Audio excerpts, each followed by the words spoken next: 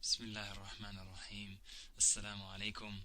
What a discussion we had in today's office hour with Coach Megan Wyatt with us in the Purify Your Gaze community on the topic of marriage, disclosing, and making amends. It's not easy taking the intricacies of this topic and summarizing it in just a few minutes. But there are three principles that we can keep in mind that apply in a marriage relationship, whether we're considering marriage or are married, but also apply to other relationships in our lives, that although maybe in your specific circumstance it might be helpful to consult with somebody about how you're going to move forward, what decision you're going to make, whether you're considering marriage, in a marriage, don't know if you should consider marriage. But there are three principles that we can keep in mind about how we relate with other people.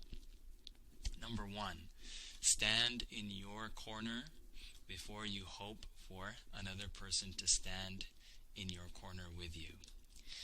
Some people who are considering marriage or are engaged, very afraid of the thought of their partner or potential partner rejecting them if they were to know the full truth about their struggles.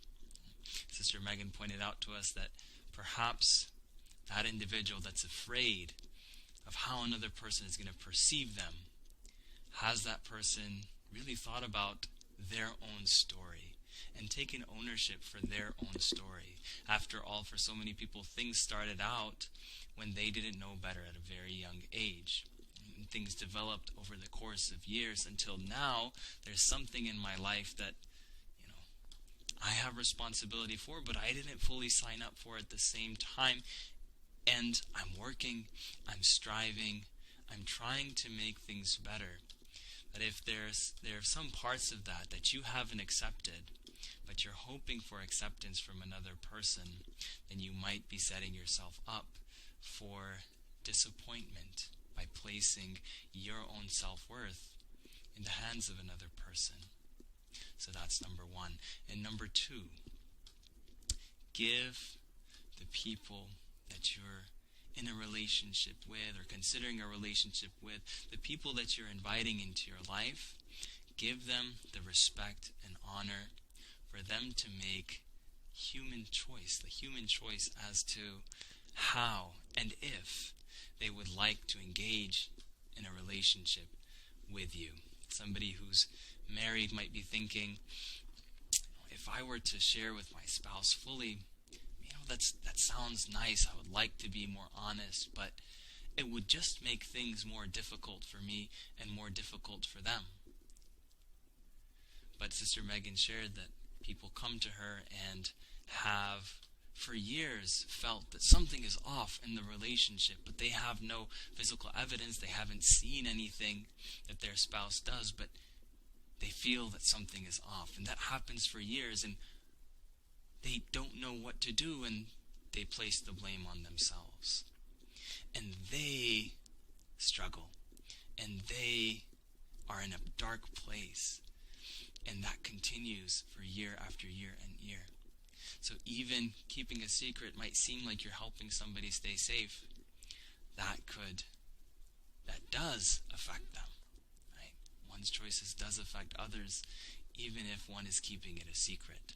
But if one gives another the knowledge that this is really what's going on, and it's not right, this is what I'm trying to do about it, then that person, we don't know what their reaction is going to be, but they have the opportunity to make choices about what they're going to do to try to uplift themselves after all that they've been struggling.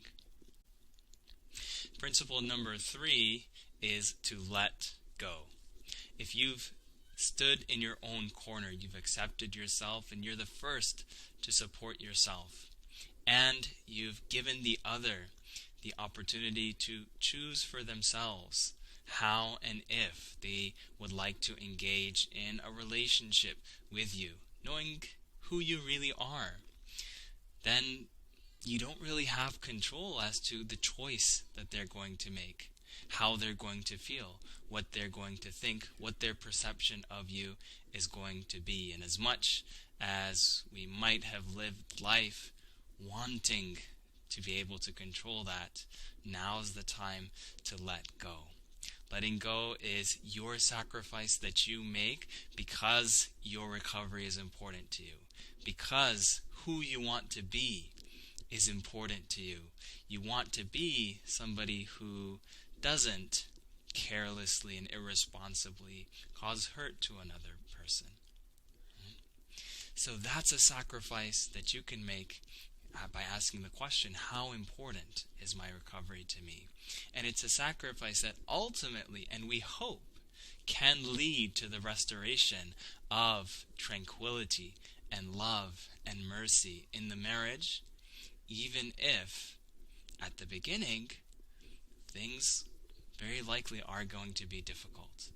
Members have disclosed to their wife, in one case, member says she packed her bags and she left. Another member, she was crying on the couch saying, I want to divorce. But you've made space for that.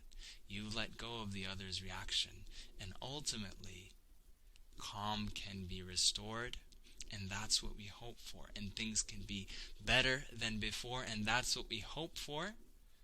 But letting go of that with trust in Allah subhanahu wa ta'ala and confidence in knowing what's important to you is the first step. May Allah subhanahu wa ta'ala grant us tawfiq.